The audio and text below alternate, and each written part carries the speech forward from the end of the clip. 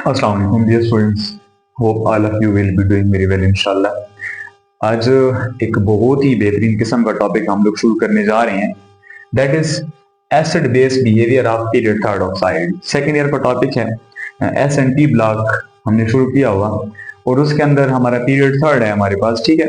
अब period third के elements की हमने पहले फिजिकल केमिकल प्रॉपर्टीज को स्टडी किया, अब हम उनकी ना acid base behaviour of period third oxide, मतलब ये है कि हमने चेक करना है कि जो पीरियड थर्ड के ऑक्साइड्स हैं उनमें से कौन कौन सा एसिडिक है और कौन कौन सा बेसिक है और वो क्यों है। सबसे पहले तो ये चीज है कि हमें पता होना चाहिए कि ऑक्साइड्स हैं कौन कौन से, पीरियड थर्ड के जो एलिमेंट्स हैं इनके ऑक्साइड्स हैं कौन कौन से। तो सबसे पहले हम उनको नॉमिनेट कर देते हैं। अब सबसे पहला पहला हमारे पास जो है ना, दैट इज सोडियम का ऑक्साइड। अच्छा, सोडियम के ना तीन ऑक्साइड्स होते हैं, एक होता है सोडियम का नॉर्मल ऑक्साइड, एक सोडियम का पर ऑक्साइड और एक हमारे पास होता है सोडियम का सुपर ऑक्साइड। मैग्नीशियम की बात करते हैं तो मैग्नीशियम के एक ऑक्साइड होता है, जस्ट वो नॉर्मल ऑक्साइड है उसका। सेम हम लोग बात करते हैं नेक्स्ट एल्यूमिनियम की, तो एल्यूमिनियम का ऑक्साइड हमारे पास होता है Al2O3। सिलिकॉन चौथा एलिमेंट है, उसका जो ऑक्साइड है that is dioxide, silicon dioxide. Phosphorus के दो किस्म के ऑक्साइड पॉसिबल हैं, एक P4O6 और एक P4O10। सेम नेक्स्ट हमारे पास सल्फर के भी दो ऑक्साइड्स होते हैं, SO2 एंड SO3। क्लोरीन के बहुत सारे ऑक्साइड्स पॉसिबल हैं, Cl2O, Cl2O3, Cl2O5, Cl2O7, ये सारे के सारे ऑक्साइड्स पॉसिबल हैं।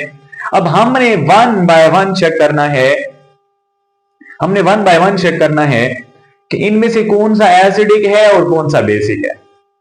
अब हम ना मुख्तलिफ तरीकों से मतलब इनको नॉमिनेट कर सकते हैं, लेकिन अगर हमें कंपेयर करना पड़ जाए कि कौन सा ज्यादा एसिडिक है और कौन सा कम एसिडिक है, कौन सा ज्यादा बेसिक है और कौन सा कम बेसिक है, तो इस चीज के लिए मैं यहाँ पे एक लफ्ज लिखता हूं, एक रिलेशन लिखता हूं कि अगर हमारे पास ऑक्सीडेशन स्टेट आपने देखनी है,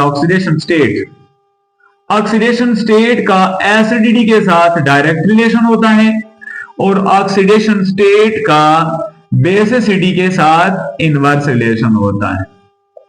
एसिडिटी के साथ डायरेक्ट और बेसिसिटी के साथ इनवर्स रिलेशन। अब मिसाल के तौर पे ये तीनों ऑक्साइड्स एसिडिक हैं लेट्स से, तो इनमें से ऑक्सीजन तो सबके साथ -2 ही है। अब क्लोरीन के ऑक्सीडेशन स्टेट निकालेंगे, अब क्लोरीन के ऑक्सीडेशन स्टेट निकालते जाएंगे, अब जैसे जैसे ऑक्सीडेशन स्टेट बढ़ती जाएगी एसिडिटी बढ़ती जाएगी। लेकिन अगर हम लोग यहां पे बात करें तो मेटल के ऑक्साइड जो हमारे पास है ना, ये हमारे पास बेसिक होते हैं। अब सोडियम तो सबके साथ +1 ही होगा, सोडियम सबके साथ +1 होगा। ऑक्सीजन का देखें, ऑक्सीजन ये वाला जो नॉर्मल ऑक्साइड होता है ये -2 होता है, जो हमारे पास पर ऑक्साइड है ये -1 होता है और सुपर ऑक्साइड -1/2। तो मैंने क्या लिखा कि ऑक्सीडेशन स्टेट बढ़ती जाएगी, बेसिसिटी कम होती जाएगी। इसका मतलब हमारे पास जो सबसे ज्यादा बेसिक है वो नॉर्मल ऑक्साइड है, जो कम बेसिक है वो पर ऑक्साइड और उससे भी कम बेसिक हमारे पास सुपर ऑक्साइड हो जाएगा। ऑक्सीजन की तादाद बढ़ती जा रही है, इसका मतलब ऑक्सीडेशन स्टेट कम होती जा रही है, ऑक्सीडेशन स्टेट कम होती जाएगी, बेसिसिटी हमारे पास जो है वो बढ़ती जाएगी, ठीक है। सॉरी, ऑक्सीडेशन स्टेट बढ़ रही है, बेसिसिटी कम होगी। -2 और -1/2 में ये सबसे ज्यादा है, ऑक्सीडेशन स्टेट बढ़ रही है तो बेसिसिटी कम होगी, तो सबसे ज्यादा बेसिक हमारे पास नॉर्मल ऑक्साइड होता है। अब हमने ना चेक करना है कि कौन सा ज्यादा स्ट्रॉन्ग एसिड है और कौन सा स्ट्रॉन्ग बेस है, कौन सा बेस है कौन सा एसिड है। तो हम ना मुख्तलिफ कॉन्सेप्ट को लगाते हैं इनके ऊपर। अब मैं सबसे पहले सोडियम का ऑक्साइड, हमारे कोर्स में सोडियम का चूंकि नॉर्मल ऑक्साइड गिवन है, सबके नॉर्मल, सिर्फ फास्फोरस सल्फर क्लोरीन के हम दो ऑक्साइड्स को देखेंगे। सोडियम की मैं बात करता हूं ना, सोडियम की सबसे पहला जो मेरे पास टास्क आ रहा है ना, दैट इज सोडियम का ऑक्साइड Na2O। मैं इसको तीन तरीकों से चेक करता हूं। सबसे पहली चीज, तीन तरीकों से चेक करता हूं।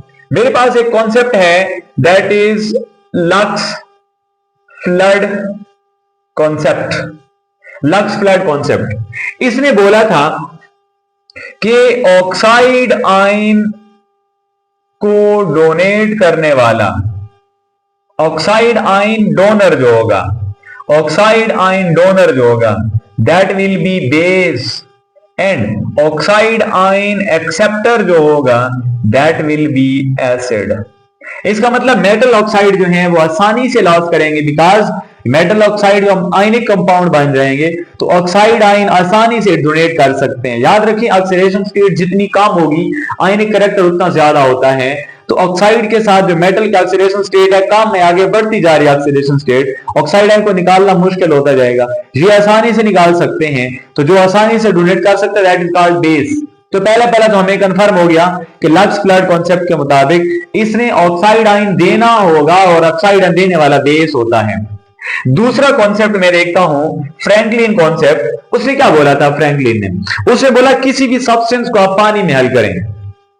फ्रैंकलिन कॉन्सेप्ट कहता है किसी भी सब्सटेंस को आप पानी में हल करें, अगर वो पानी को एसिडिक बना रहा है तो वो खुद एसिड होगा, और अगर पानी को बेसिक बना रहा है तो वो बेसिक होगा। अब मैं क्या करता हूं, मैं इस Na2O को पानी के अंदर डिजॉल्व करता हूं। अब जाहिर है विगोरसली रिएक्ट करेगा, आयनिक कंपाउंड है।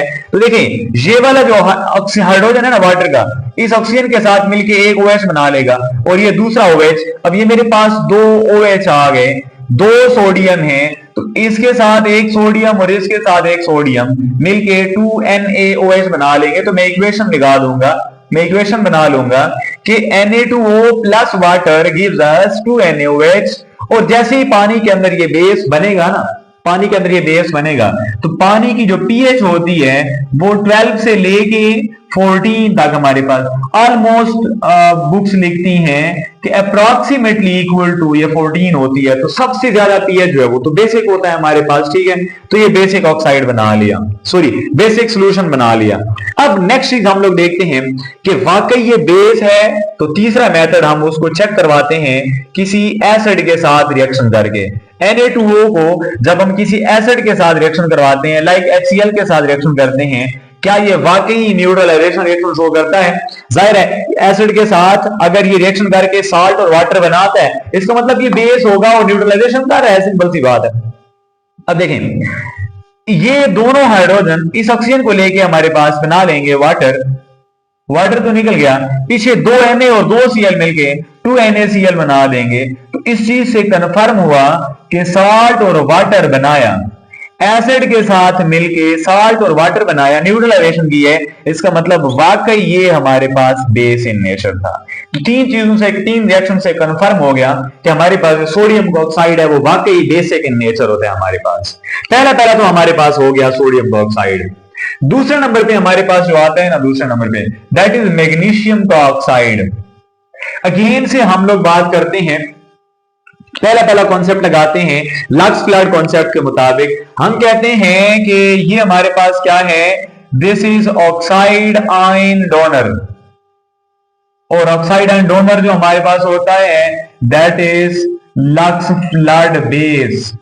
लेकिन चूंकि ऑक्सीडेशन स्टेट ज्यादा है, कोवेलेंट कैरेक्टर ज्यादा होगा, तो कोवेलेंट कैरेक्टर की वजह से सोडियम के निस्बत आसानी से वो नहीं दे पाएगा, ज्यादा अट्रैक्शन कोवेलेंट कैरेक्टर आ गया उसमें, ठीक है, सोडियम ऑक्साइड की निस्बत। तो ये वीकली बेस होगा as compare to sodium oxide, ये नॉर्मल ऑक्साइड ये वीकली बेस होगा, ठीक है। नेक्स्ट चीज हम लोग देखते हैं कि इसको जब पानी के साथ, देखिए मैंने कहा पानी के साथ रिएक्शन करवाएंगे, क्या फ्रैंकलिन कॉन्सेप्ट के मुताबिक, देखिए यहां पे ये फ्रैंकलिन कॉन्सेप्ट लग रहा है, Franklin concept of acid and bases. क्या ये पानी को बेसिक बना रहा है? तो वाकई खुद भी बेस होगा। तो हम लोग कहते हैं कि जब MgO को पानी के साथ रिएक्शन करवाएं तो ये भी विगोरसली रिएक्ट करेगा। अब देखिए एक OH यहाँ पे और ये H और ऑक्सीजन मिलके OH, इसका मतलब OH 2 बना लिए और एक Mg इनके साथ आके MgOH2, और ये हमारे पास एक बेस बनाया, अल्कली बेस। और जैसे ही पानी के अंदर ये बनेगा तो पानी की जो पीएच होती है ना ऑलमोस्ट 9 to 10 इनके बीच में आती है, और इसका मतलब अगेन से ये बेसिक हो गया हमारे पास, अगेन से ये बेसिक हो गया हमारे पास, ठीक है।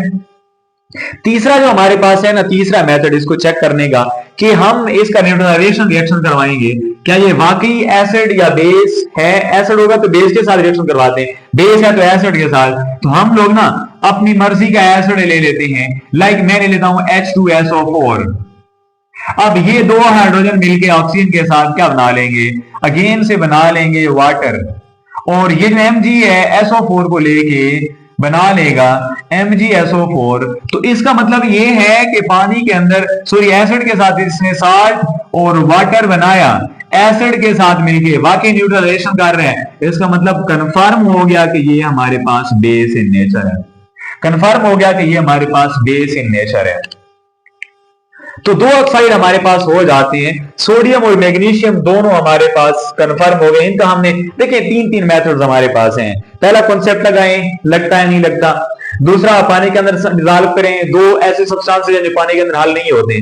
फिर आप तीसरा उनका न्यूट्रलाइजेशन रिएक्शन करवाएं, क्या वाकई न्यूट्रलाइजेशन कर रही हैं, तो वहां से आपको कंफर्म हो जाएगा कि आपके पास फलां जो ऑक्साइड है वो एम्फोटेरिक है, एसिडिक है या बेसिक हमारे पास, ठीक है।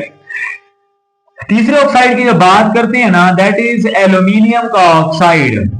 अब एल्यूमिनियम का ऑक्साइड जो हमारे पास है ना, ये सेंटर में आ रहा है, दोनों के एसिड बेस दोनों के सेंटर में आ रहा है। तो हम लोग कहते हैं कि ये बेसिक नहीं होता, that is amphoteric, that is amphoteric. अब एम्फो का जो वर्ड है ना, ampho, that is derived from amphi. Amphi का मतलब होता है बोथ। जैसे हम एम्फीबियंस के बारे में बात करते हैं, एम्फीबियन वो वाले जानदार होते हैं जो खुश्क पे भी रह सकते हैं और पानी के अंदर भी अपना लाइफ साइकिल मतलब वो कैरी ऑन कर सकते हैं लाइफ साइकिल के दौरान। तो हम कहते हैं एम्फीबियन। एम्फी का मतलब होता है बोथ। इसका मतलब ये वाला जो हमारे पास है ना, ये दोनों कैरेक्टर शो करेगा, ये एसिड भी होगा और ये बेस भी होगा। अब सबसे पहली चीज एम्फोटेरिक है, तो हमारे पास क्या होता है, इनसॉल्युबल इन वाटर। पानी के अंदर इनसॉल्युबल होगा, पानी के अंदर हल नहीं होगा। जब पानी के अंदर हल नहीं होगा, इसका मतलब हम इसका पानी वाला जो फ्रैंकलिन कॉन्सेप्ट है वो तो नहीं लगा सकते, इस पे हम डायरेक्ट न्यूट्रलाइजेशन कर देते हैं। क्या हमारे पास Al2O3 जो है, क्या ये एसिड के साथ रिएक्शन कर सकता है? तो हम यहां पे ना 6HCl ले लेते हैं एसिड के साथ। अब देखें 6H और 3 ऑक्सीजन मिलके, देखें 6H और 3 ऑक्सीजन मिलके 3 वाटर बना लेंगे। देखिए 3 ऑक्सीजन 6 हाइड्रोजन हो गए। अब एक Al 3 Cl को लेके बना लेगा AlCl3। 6 क्लोरीन थे ना, 2 एल्यूमिनियम, तो एक एल्यूमिनियम 3 क्लोरीन के साथ मिलके AlCl3, दूसरा एल्यूमिनियम बाकी 3 क्लोरीन के साथ मिलके दूसरा AlCl3। इसका मतलब यहाँ पे साल्ट और वाटर बनाया, इसका मतलब एसिड के साथ बेस का काम कर रहा है, और एसिड के साथ बेस का काम कर रहा है, इसका मतलब यहां पे एज अ बेस काम किया इसने। लेकिन जब इसी Al2O3 को हम लोग क्या करते हैं, किसी बेस के साथ ट्रीट करवाते हैं, NaOH बेस हमने ले लिया है, साथ में हम इसके साथ अगर हम लोग ऐसा कर लें कि वाटर ट्रीट करवा लें, वाटर, तो इसने क्या करना है, इसने बना लेना है NaAlOH whole 3, sorry OH whole 4।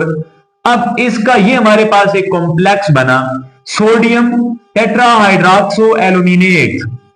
Sodium complex हमारे पास, कॉम्प्लेक्सेस का नोमेनक्लेचर सोडियम टेट्राहाइड्रोक्सो एल्यूमिनेट 3। अब इसके हमारे पास इसका मतलब एक कॉम्प्लेक्स साल्ट बनाया इसने, अगेन से एसिड के साथ मिलकर, सॉरी बेस के साथ मिलकर एसिड का काम कर रहा है और ये साल्ट बना रहा है हमारे पास, ठीक है। इसका मतलब अगेन से इसने एज एसिड काम किया इसने। तो देखें बेस के साथ एज एसिड और एसिड के साथ एज अ बेस काम कर रहे हैं, तो कंफर्म हो गया कि हमारे पास ये जो है एम्फोटेरिक ऑक्साइड होता है, ठीक है। अच्छा, इसको बैलेंस करने के लिए हम लोग क्या करते हैं, बैलेंस करने के लिए हमें यहाँ पे NaOH भी 2 लेने पड़ेंगे और वाटर भी 2 लेने पड़ेंगे। तो यहाँ पे इसको 2 कर रहे तो हमारी सारी की सारी चीजें बैलेंस हो जाती हैं, ठीक है। अच्छा जी, अब ये तो बातें हमारे पास हो गई यहाँ पे। अच्छा, ये तो बातें हमारे पास हो गई यहाँ पे। नेक्स्ट हम लोग बात करते हैं, मुझे नेक्स्ट हमारे पास आ रहा है सिलिकॉन का डाइऑक्साइड। सिलिकॉन का डाइऑक्साइड, अब हम लोग कहते हैं कि सिलिकॉन का डाइऑक्साइड जो है ना, ये भी पहले जो चीज पानी के अंदर हल करने वाली थी कि ये भी पानी के अंदर इनसॉल्युबल होता है, इनसॉल्युबल इन वाटर, पानी के अंदर इनसॉल्युबल है। क्यों ऐसा है?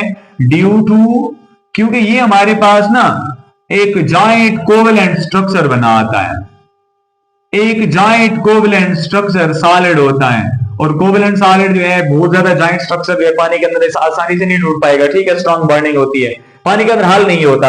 अच्छा, इसका हम लोग ना अगर एसिड के साथ, चूंकि ये खुद एसिडिक है हमारे पास, देखिए ये हमारे पास स्लाइटली एसिडिक है हमारे पास। कैसे कि जैसे ही हम इसको बेस के साथ ट्रीट करवाते हैं, यहां पे दो बेसेस ले लें अगर हम लोग, तो क्या हो जाएगा, ये H और OH मिलके क्या बना लेंगे, ये हमारे पास बना लेंगे वाटर।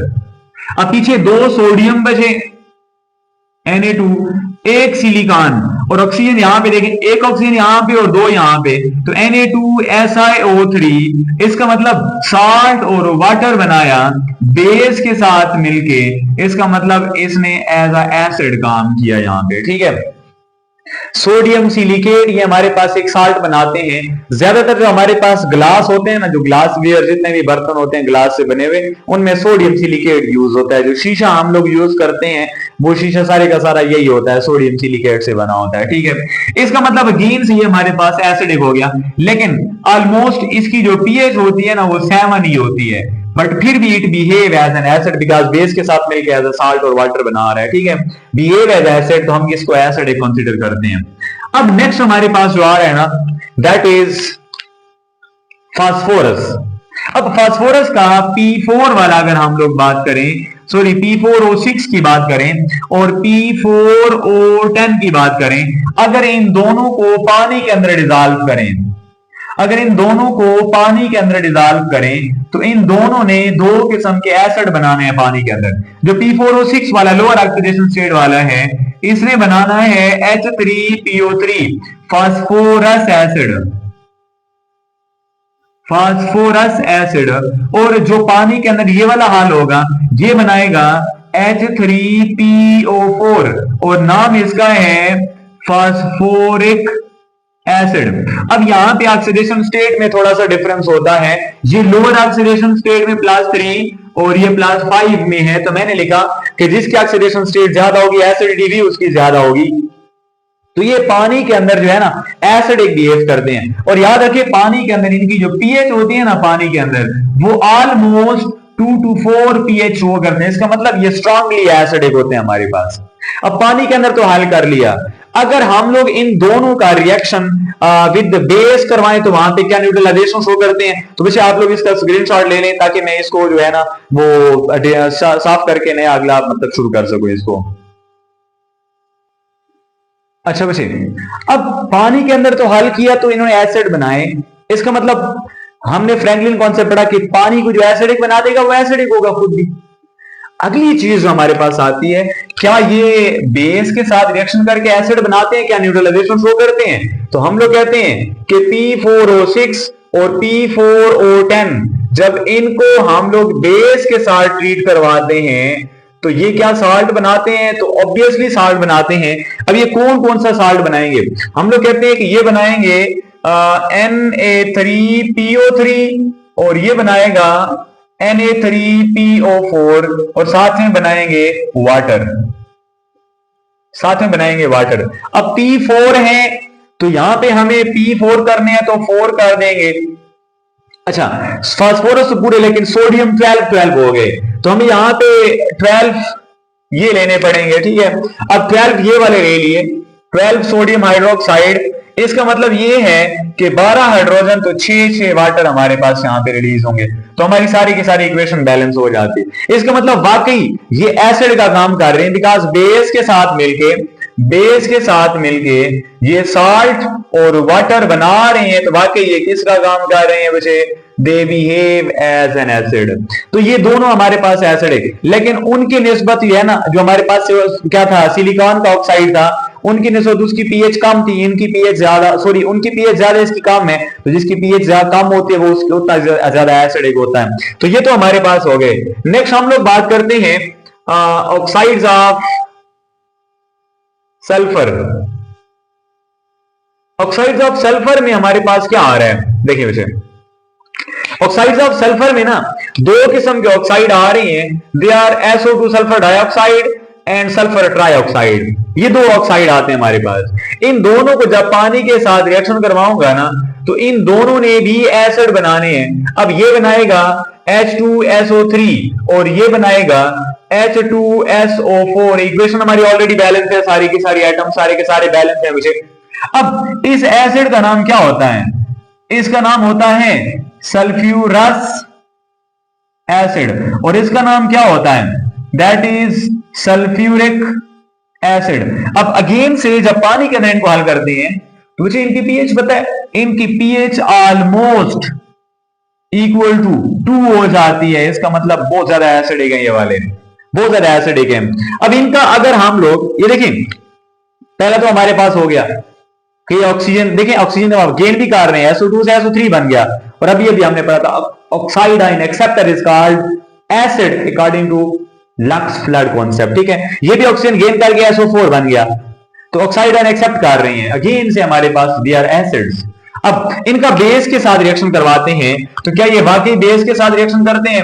अब SO2 को और SO3 को अगर हम लोग बेस के साथ ट्रीट करवाएं तो क्या करेंगे, देखें NaOH दो बेसिस, H और OH मिलकर बना लेंगे वाटर। अब दो सोडियम है तो Na2, अब एक सल्फर है और देखिए ऑक्सीजन यहां पे दो, यहां पे एक, Na2SO3, ये हमारे पास एक साल्ट बना लेंगे। लेकिन जब इसके साथ यही दो बेसिस ट्रीट करवाएंगे हम लोग तो H और OH मिलके अगेन से इन्होंने बना लेना है वाटर। लेकिन जो दो सोडियम हैं उन्होंने सल्फर के साथ, और देखें 3 ऑक्सीजन यहां पे और 1 ऑक्सीजन यहां पे, SO4, तो ये हमारे पास सोडियम सल्फेट और सोडियम सल्फाइड, ये हमारे पास दो किस्म के साल्ट बना रहे थे। इसका मतलब अगेन से बेस के साथ, ये दोनों बेस के साथ एज अ एसिड बिहेव कर रही हैं, तो ये स्ट्रांगली एसिडिक हमारे पास हो गए। आखिरी ऑक्साइड हमारे पास आ रही है, इनमें दो ऑक्साइड का हम लोग जिक्र कर लेते हैं, दो ऑक्साइड का। इनमें एक ऑक्साइड हमारे पास है Cl2O डाइक्लोरीन ऑक्साइड, और एक हमारे पास है Cl2O7। इन दोनों का रिएक्शन हम लोग कर लेते हैं। लाइक अगर इसको पानी के अंदर डिजॉल्व करें, अगर इसको पानी के अंदर डिजॉल्व करें तो इसमें क्या बनाना है, देखें एक H, एक Cl और एक ऑक्सीजन मिलके HClO, ये हमारे पास एसिड बनाएगा। लेकिन अगर इसको पानी के अंदर हल करें तो ये बनाएगा एक H और हमारे पास एक क्लोरीन है और 4 ऑक्सीजन मिलके, एक H, एक क्लोरीन और 4 ऑक्सीजन मिलके हमारे पास एक एसिड बना देंगे, HClO4 परक्लोरिक एसिड। अब देखें यहां पे हाइड्रोजन तो दो है, तो इसको डबल कर दें, दो हाइड्रोजन हो गए, दो क्लोरीन हो गए और दो ऑक्सीजन हो गए, हमारी इक्वेशन बैलेंस हो गई। अब यहाँ पे क्लोरीन दो है, वहां पे हाइड्रोजन भी दो है, तो इसको दो कर दें, तो हाइड्रोजन क्लोरीन दो दो, ऑक्सीजन 8 हो गए, तो 7 यहाँ पे और एक ऑक्सीजन यहाँ पे बैलेंस हो गए।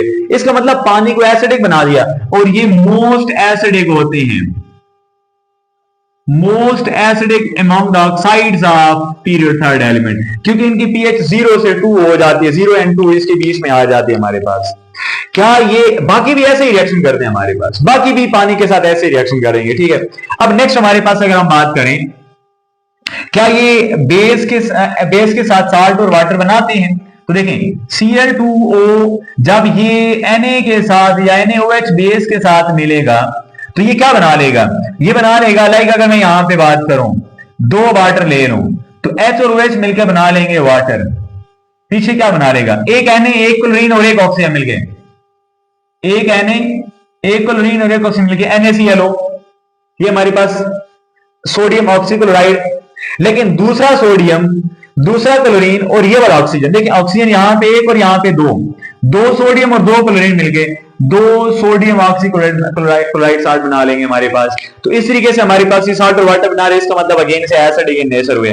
लेकिन अगर हम Cl2O7 की बात करें, अगर इसको बेस के साथ ट्रीट करवाएं हम लोग, अगर इसको बेस के साथ ट्रीट करवाएं तो ये क्या बना लेंगे, H और OH मिलके वाटर बना लेंगे। अब देखें दो सोडियम, एक क्लोरीन, सॉरी दो क्लोरीन और 8 ऑक्सीजन हो गए, तो देखें एक सोडियम, एक क्लोरीन और 4 ऑक्सीजन मिलके सोडियम परक्लोरेट, दूसरा सोडियम, एक और क्लोरीन और 4 और ऑक्सीजन मिलके सोडियम परक्लोरेट बना लेंगे दूसरा। और इस तरीके से हमारे पास अगेन से इन्होंने क्या बनाया, साल्ट एंड वाटर बनाया।